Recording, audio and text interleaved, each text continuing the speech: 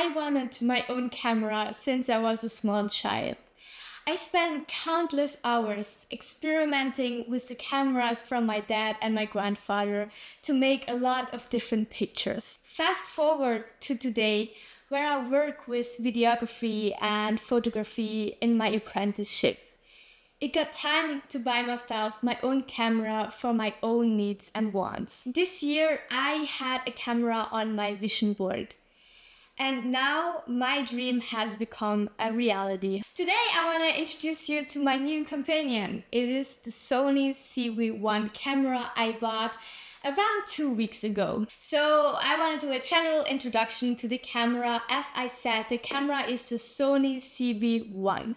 And the camera is already on the market for some years already, but it's still considered to be a very, very good camera. The camera is extra made for vloggers, so it has a lot of features for vloggers, which I'm gonna touch on later in the video. What is really, really useful about the camera is that it's really compact and small, so you can just put it even in your pocket or in a small bag. It is really, really good to use in your daily life as a vlogger. I actually quickly got the camera so I can show you what else the camera has. It has this flip screen which you can turn around and then put back in. So you can like do something with that. For example, when you're recording like that, that works really good. Then on top it has a microphone, which is really useful, so you have an inbuilt microphone. I find the microphone good enough if you do some editing afterwards to make it a little bit more this crispy sound, I would say. But it is definitely enough. Like, I really like the sound. As you can see, this is my hand. This is the camera. It is super, super small, which is super useful. But more to the camera, how it actually works and what the key features are, we're gonna top on right now. So the zoom range of the camera is 24 to 70 millimeters. It has an aperture of f1.8 to around 2.8.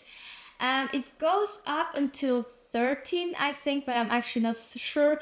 But I think the most important part is that it has actually such low, which means you can make videos where the object is super focused and the background is super blurry. Then of course, because it's a vlogger camera, but in general it has a really good autofocus. Then you have two buttons you can set up on your own, and one is in the beginning already for defocus or focus in the background, which is cool, so you can like instantly make that background a little bit more blurry or less blurry as you want it. What has been also really important for me is that it's 4K, so you can record in 4K. And another feature I found really, really useful is the steady shot, which means it stabilizes the videos. For example, when you're walking, of course it's gonna be a little bit shaky, so the video looks smooth. So now, as we quickly went through the most important stuff, like I don't want to only talk about what the camera can or what like settings you can do, because there's a lot of tons of video about that. I want to more touch on like how it was for me, also like wanted to be more vlogging. And yeah, so if you're interested in more analytics about the CV1 or like what it is capable of doing, then I think you should watch another video. I can recommend you these I watched before I bought it, so I kind of find out what I can expect from this camera.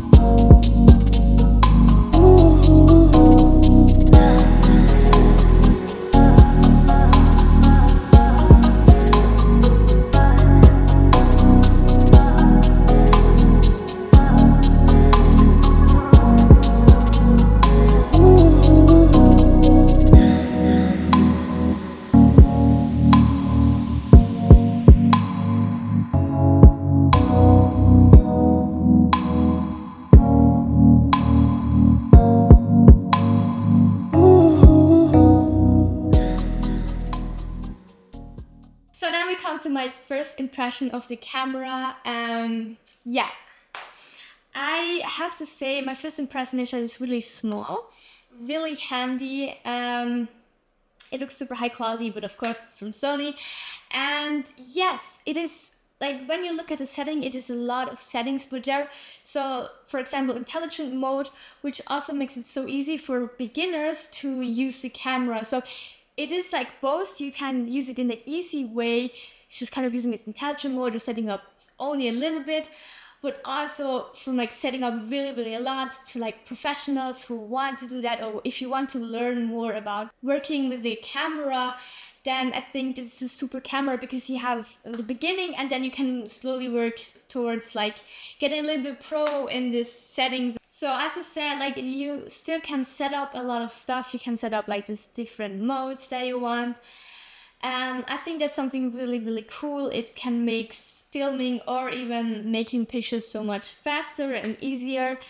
And what I was also not really expecting actually is that I can really see a big difference from a phone. Like my phone is probably not the best phone. I have an iPhone 13. Like a camera, if you do thinking if you want to stay on your phone or do it on a camera, I do think you should try once making videos on a camera, because I generally think you can see a big difference. But of course you also like, it depends how good you are with like cameras, because you can set up so many things, you can try out so many things. I do think it is worth it for me to get a good camera to make these really professional vlogs or videos that I probably couldn't do with my phone now. And mostly because it's such a small camera, like I until now only work with big cameras, you know, which are not really handy. I don't really like them. You always have to carry them around, you have to find space. And this camera is just so small and it still fulfills all of the things that I want, like all of the checkboxes I had for a camera, it just still fulfills, which is super nice. Yeah, I'm really happy with my buy. So now we have a quick part about the setup. As I already said, I already used in my apprenticeship a lot of cameras. I learned in school about cameras and setting up, so I did definitely know a lot of stuff already. I just think it is important to, when you get a camera, to kind of even know what you have to do and like all of the important stuff like shutter speed or ISO. I watched personally this video, which is a really good video. Yes, it's over now, I think, but it just really explains every kind of nearly every setting, and also explain what it does. Just not say if you should turn it on or not, or what you should choose, but just really explain it, which is super helpful mostly if you don't really know a lot about cameras and what all these words mean. So I think that would be a good start if you got the camera. But yeah, I really a tip from me is to kind of inform yourself about this stuff, because like if you're not really setting up shit and trying out stuff, in the end, you know, like it's not really as you shift into the camera. So like I do think it is worth it to invest the time into getting to know your own camera. But of course you can also start with like the basics, which are just kind of like some stuff you should know about cameras, and then just slowly build up. As I said, you can use the camera very good as well without really setting up a lot. Now I want to quickly talk about the price of the camera. So the price is between 450 to 550. My camera is actually second-hand bought, because I think cameras are something good you can also buy second-hand. I got it together with the tripod, which I'm gonna show later in the equipment that I bought.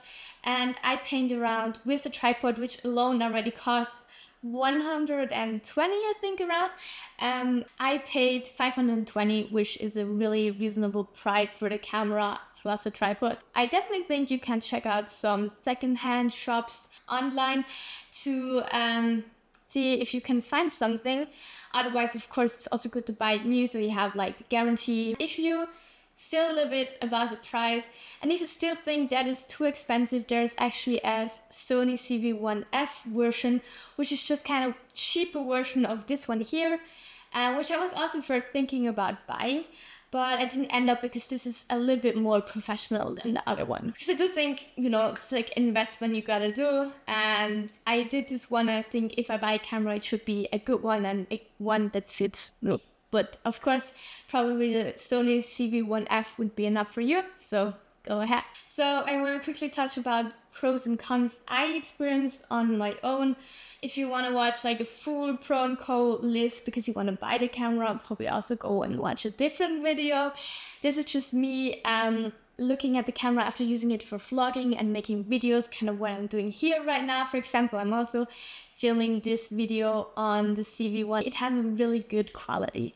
If you set it up right, you can do really, really good shots, like really professional shots as well.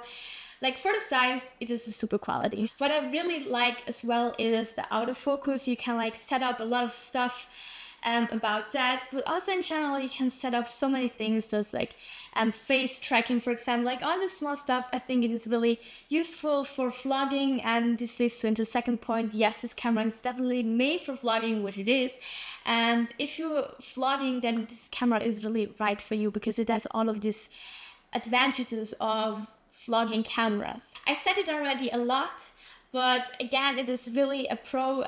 It is really portable and compact, so it's really just handy to use in your everyday life. So the cons that I experienced is definitely there is a touch screen. If you want to focus on something, you can just press on it, but otherwise if you want to change some settings right on the screen because they show, you can't do that, which is kind of annoying. It would be so much easier to do it that way. I don't really understand why they didn't do that, but yeah, in the end it is something you just have to get used to it, to not do it on the screen. I think it would have been so much easier to do it on the screen. Yes, so there is definitely something, but at the Sony CV1F, I think it is actually everything screen, which is so much cooler than this. So another thing that I realized isn't that good is the battery that you become when you buy the camera. Like the battery is not as good. Literally now just it happens that my battery died. But it is easy to just buy other batteries, so you have just multiple. You can like switch. But yeah, in the end, it's not really the camera, but it's kind of something annoying. And the last thing I have to say is kind of something bad for me is the cable connections that come with the cameras. I actually didn't say that before, but the camera has micro HDMI, a micro USB port, and a 3.5 microphone port, which are all not really what we use today. Like an USB-C would be really nice. So yeah, you could like instantly connect that with like a power bank or something, because that is not really the cables I still use nowadays. So now I still want to show you some real world footage. I used the camera in a school project that we have, and I also want to show that the camera is not only good for videos, actually really doable as well for photos. So I'm just going to show you now some.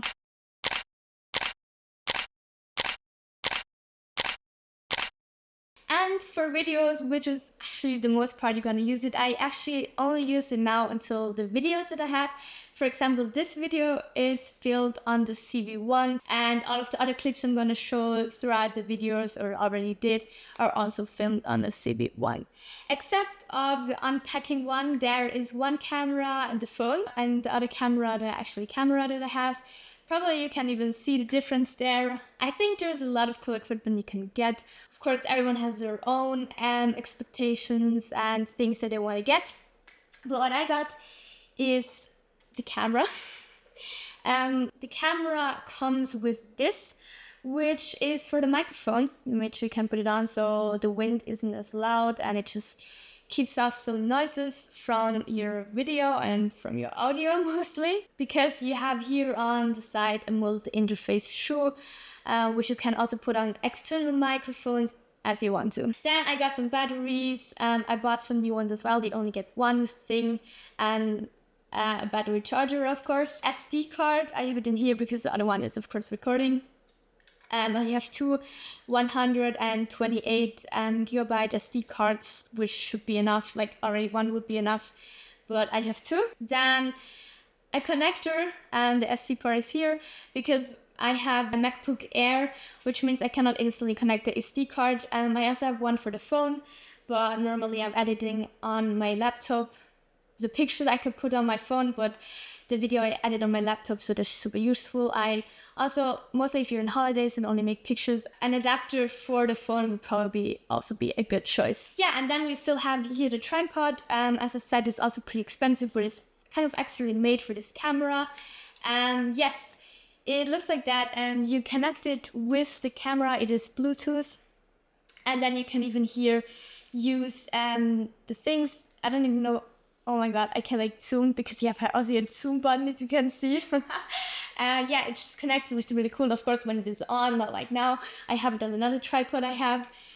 You can use it if you, for example, vlogging like this, and then you don't have to go under the camera, which is super useful in the end. I am actually also planning to buy some other equipment for the camera, for example, a screen protector or a hand bracelet, so I can like hold it like that and doesn't fall off. Yes, which I think there's a lot of small things you can buy which can still make a big difference. And yes, that is actually it I want to show you on the video. I am really happy with the camera. It was a super choice. I'm so hyped to try out like different things with the camera and still get to knowing, and I still definitely want to do a second video about it where I have it for a little bit longer time, some months, and then I can really say some other stuff about it. But until the 2-3 weeks that I have it now, it has been a really pleasure to find out what different things you can do with the camera. And as I said, it is a vlogging camera, but really as a vloggerin or as just making videos, not even vlogging, it is a really good camera. It's a really good beginner camera as well.